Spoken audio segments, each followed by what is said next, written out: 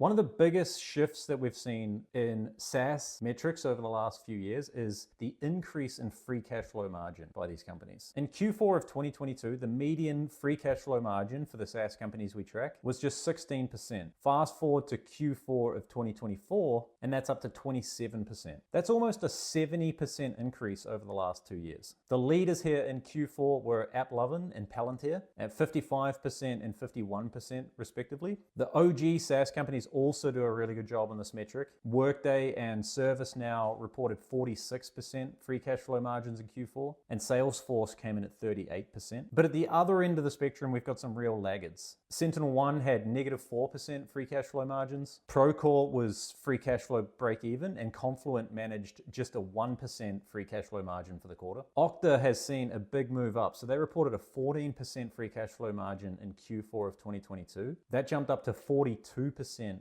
in Q4 of 24. And at the other end of the spectrum, ZoomInfo's seen a bit of a slide. They reported 38% free cash flow margins in Q4 last year, and that's down to just 30% in Q4 of 24. But overall, the trend is clearly up. The reason for that is that all of these companies are finding it harder to generate growth than they have in the past. When a SaaS company is failing to generate growth, investors demand that the business is more efficient, i.e. generates operating income or at least higher rates of free cash flow margin. And so, because the free cash flow option has been an easier hurdle for them to jump in the last couple of years, that's where these companies have focused.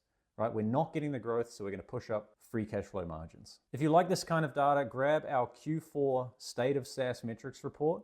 I'll link it in the comments below. Inside that report, we break down 30 public SaaS companies across 15 core SaaS metrics. Things like CAC payback, magic number, net revenue retention rates, ARR growth rates, right? It's all in there. Companies like HubSpot, Monday.com, Palantir, Viva. If you like SaaS metrics, you'll love the report. Go and grab it in the comments below.